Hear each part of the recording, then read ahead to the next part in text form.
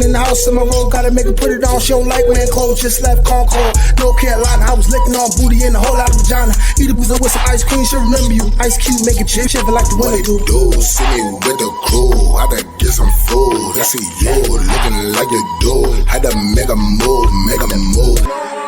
Started. Please don't get me started.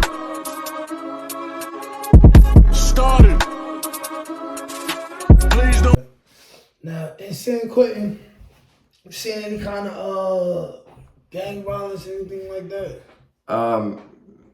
Let me think about it. Let me see about. You ever seen somebody get stabbed or something? Oh yeah, so they got sally ports in San Quentin, right? What's or that? in most prisons, they have an interior where your cells are, and then they have a hallway that you walk from the yard into the building. Above that is usually a guard monitoring the cells and computers, and they can see you to the floor.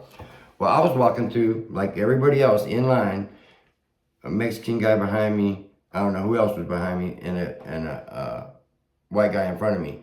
We were walking through the sally port. Next thing I know, I turned this way to go to the TV coming out of the sally port. The Mexican right behind me goes straight to the podium, falls to his knees in front of the guard with his neck cut wide open. So that happened right behind me.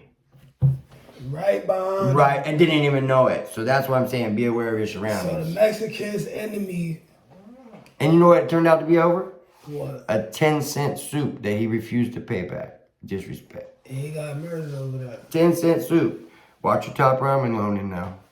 I mean, hey, that's a real story. I mean, that pay up shit is real.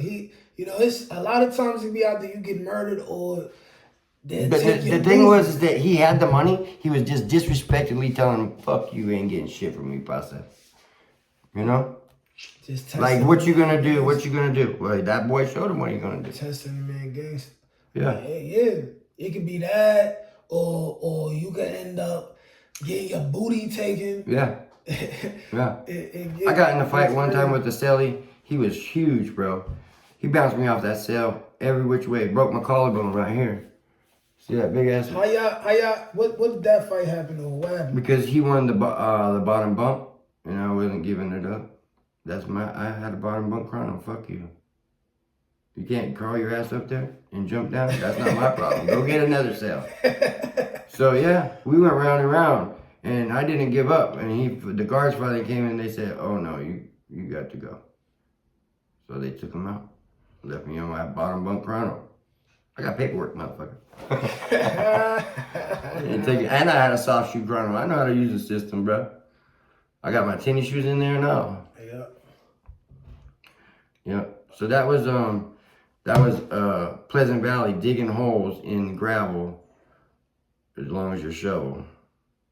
That's in the hard. heat. That's hard labor, man. If y'all know where California is, you know how hot and dry it is. Yeah, bet. That's hard labor, bro. Yeah, that's what they call an attitude adjustment to correct your behavior. So then when I was done with the 2-year shoe program, I went to and this is still in California. Yeah. And then I went back to San Quentin. For? Because my shoe program was up, but I still had time to do. Okay. And that's when I got in the riot. And the riot was over what again? Somebody's lifer's table up on the D yard. So, like I said about prisons, you have certain areas, tables, benches, bleachers, and they're like the cliques. So this clique is here, this clique is here, this is their domain, you respect their domain. Yes. So some youngsters went to a skinhead table, which was lifer's skinhead table, and said, "What? I don't see your name on it." And he says, "My fucking name's right there." And it was on 50 whites against 50 blacks. Crazy. And you, how close were you to this? I was in the riot. I was right there at the table. Oh yeah, of course. Yeah. You had to I got hit with the, y'all know those 3-foot cigarette ashtrays that are filled with sand? Like they're round like that, got a metal bit. Yes. Somebody picked that up and knocked me the fuck out, bro. I ended up in the infirmary. Look at my teeth. Hey, Hey, man. But you know. Everything's better than dying. Yeah. Everything's better than And then we end up on death row, and everybody else got out of the ad seg like in 60 days. Wait. So the riot is how you got on death row? Yeah. Oh, yeah, you did say that. Yeah. They messed up my paperwork. And then nobody listened to me. That's when I lost my voice. I should be able to sue for not, I mean, I had to go do that Bumblebee, A-E-I-O-U, and Do, Re, Mi, Fa, Sol, La, Ti, Do. And to be able to talk again. Okay. Yeah, because, and then when I got out of San Quentin, bro, they drop you off with Jap flaps, if anybody knows what those are, and like hospital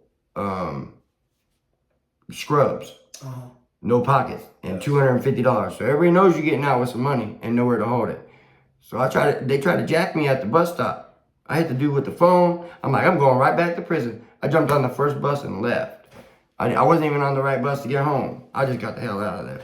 All right. Let me stop this right here. That's the end of San Quentin? Mm-hmm. Okay, let me stop that.